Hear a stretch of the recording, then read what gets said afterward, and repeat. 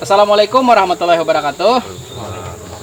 Nah, bapak-bapak petani pekebun yang saya hormati, terima kasih atas kesempatannya untuk bisa berhadir. Kita pertemuan dadakan ya kada?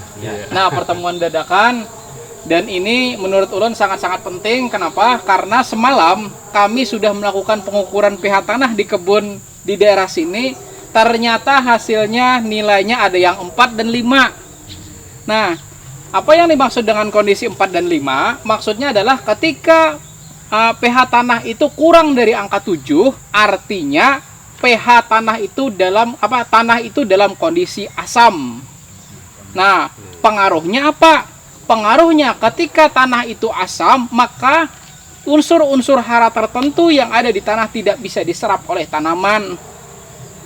Nah, artinya apa? Artinya misalnya Anda memberikan pupuk begitu banyak ke tanaman, tetapi ketika pH tanahnya cuma angkanya 4 atau 5, maka pupuk Anda akan jadi sia-sia. Karena tanaman tidak bisa menyerap unsur hara tersebut. Nah, ilmu ini adalah membahas mengenai bagaimana caranya kita meningkatkan pH supaya sesuai dengan standar. Nah, ini di tangan masing-masing sudah ulun bagikan. Nah, ulun bagikan tabel nutrisi terserap optimal pada pH tanah media tanam. Ada? Ada. Nah, di sini. Jadi bagi yang belum memiliki tabelnya, bisa diminta kepada saya atau bisa di-download di internet. Ini linknya ada di bawah deskripsi nanti di YouTube. Silakan di-download bagi petani-petani yang memang ingin mendownload. Silakan, di sana kami berikan. Nah, ulun akan menjelaskan ke pian-pian seberataan apa maksud dari tabel nutrisi terserap optimal pada pH media tanam. Nah, sekarang di sini ada terlihat nitrogen, ada Pak? Ada. Fosfor, ada. Kalium, magnesium, kalsium, zinc dan lain-lain, ada Pak? Ada. Nah, maksud kemudian yang di sebelah ada kotak warna merah, ya ada. Kotak warna putih dan kotak warna biru, ya ada. Nah, kotak warna biru maksudnya adalah ketika kotak itu warna merah, maka unsur hara yang diberikan ke tanaman akan sia-sia. Itu ketika merah. Ketika putih, di logonya putih, maka unsur hara mungkin terserap tapi tidak banyak. Dan yang paling bagus adalah biru. Biru artinya tersedia dalam jumlah yang banyak, Pak. Nah, mari kita lihat di tabel masing-masing. Silakan lihat di tabel masing-masing. Pertama, nitrogen. Di tabel pertama ada angka 5.0, ya Pak? Ya. Nah, warnanya apa? Merah artinya apa? Kada terserap. Artinya tidak akan terserap. Bayangkan tanah pian 4,5, pian beri pupuk putih, apa yang terjadi? Sia-sia, Pak. Nah, itu. Jadi akhirnya pian mungkin selama ini bertanya-tanya kenapa sudah kupupuk banyak tapi kada bisa maksimal, hasilnya malah tambah layu. Itu penyebabnya bisa jadi karena pH tanah yang kurang. Nggih. Nggih.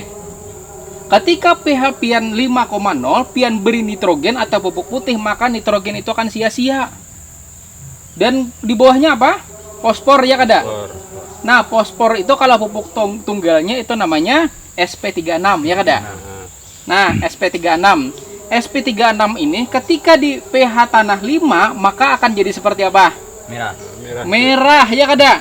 Sia-sia, Pak Ai. Kemudian kalium. Kalium ini kalau pupuk tunggalnya namanya KCl. Ketika pH tanahnya 5, apa yang terjadi kira-kira? Merah lagi, ya kada? Nah, merah lagi artinya juga akan sia-sia. Bayangkan ketika kami melakukan pengukuran di lahan ini, Pak, di lahan yang di sini. Nah, itu ternyata hasilnya 5,5. Ya kada? Ya. Nah, mari kita beralih ke tabel 5,5. Silahkan dicari yang 5,5, ada? Ada. Nah, 5,5. Bagaimana unsur nitrogennya? Warna apa? Putih. Nah, nitrogennya putih. Berarti terserap tapi kada maksimal, tidak maksimal, Pak lah. Bagaimana dengan fosfor? Merah. Nah, merah artinya tidak terserap. Dan kalium bagaimana? Merah.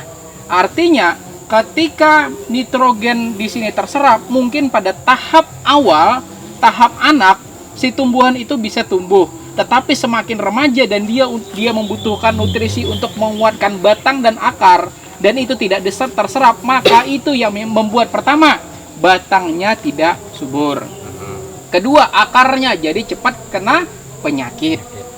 Kenapa? Karena unsur hara untuk batang, daun untuk batang, kemudian akar tidak maksimal, Pak.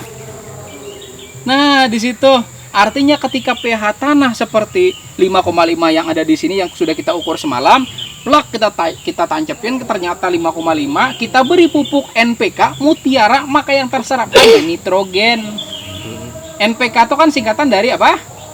Nitrogen, fosfor, dan kalium. Artinya ketika kita beri pupuk NPK itu berapa? 16. Ketika kita beri pupuk Mutiara, maka yang terserap cuman nitrogennya, fosfor dan kalium kada terserap. Nah, ini Pak yang perlu pian ketahui bersama, termasuk rekan-rekan yang di rumah sana. Nah, lalu bayangkan ketika kita geser sedikit Pak ke angka 6,5. Nah, coba cari 6,5 di tabelnya. 6,5 ada. 6,5 bagaimana kondisi nitrogen, Pak? Warnanya apa? 6,5 hitam itu masuk di kondisi optimal, Pak. Apa kira-kira? Sebetulnya sebetulnya pala ini biru, tapi ulun beri semacam bayangan supaya kelihatan ini yang paling optimal, Pak. Paling bagus bila hitam. Ya. Berarti ini bagus ya, Pak. Nitrogennya berapa? Nitrogennya gimana? Biru, ini tetap biru, Pak lah. Biru. Nah, nitrogen biru. Fosfornya gimana? Biru. Kaliumnya bagaimana? Biru. Magnesiumnya bagaimana? Biru. Kalsiumnya bagaimana? Biru. Zinknya bagaimana? Biru. Iron atau besi bagaimana? Biru. Boron bagaimana? Boron? Biru. Nah, copper atau tembaga bagaimana, Pak? Biru. Nah, yang paling bawah ini tidak terlalu dibutuhkan. Molybdenium ini tidak terlalu dibutuhkan, Mbak. Nah, ketika pH-nya sudah 6,5 sampai coba kita beralih lagi ke 7,0, nitrogennya bagaimana, Pak? 7,0. Biru. Fosfornya bagaimana? Biru. Kaliumnya bagaimana? Biru. Magnesium? Biru. Kalsium bagaimana? Biru. Nah, zinknya bagaimana, Pak? Putih. Zinknya masih biru. Biru. Ironnya apa, Pak? Putih. Nah, putih. Iron putih. Nah, artinya ketika pH tanah 6,5 sampai 7 itu kondisi yang paling optimal, Pak. Maka diusahakan lahan kebun pian atau lahan pertanian pian berada di pH ini. Supaya apa? Supaya biru, Pak. Yang ada semua unsur hara yang dibutuhkan tanaman, ini semua unsur hara yang ada di tabel itu biru, Pak. Nah, nggih. 6,5 lah. Nggih, 6,5 sampai 7 itu paling optimal, paling bagus, Pak. Kalau kami padi atau benih itu paling direkomendasikan 6,5. Karena semua unsur haranya biru kecuali molybdenium ini, Pak. Ya kada? Nah, karena semua unsur haranya biru kalau padi. Maka dari itu, ulun ingin merekomendasikan pian seberatan, ayo kita mulai meningkatkan pH kita di angka ini, Pak. Supaya ketika kita memupuk kada sia-sia. Bayangkan ibaratnya nih, kita posisi sakit, posisi garing, dikasih makan yang nyaman. Tamakan kada, Pak? Enggak. Kada bakalan tamakan.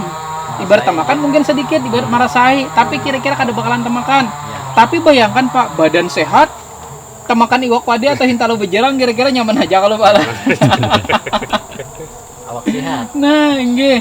Maka dari itu ulun hendak di sini membawa pian seberatan supaya menyehatkan tanamannya melalui peningkatan pH tanah. Nggih. Nah, semalam kita ukur hasilnya berapa? 5,5. Oke, 5,5. Untuk meningkatkan ke 6,5 dibutuhkan berapa? 6,5 kurang 5,5 berapa? 1,5 lah. Berapa? Ayo 6,5 kurang 5,5. 1 aja berarti lah. 1 ya kada? Nah,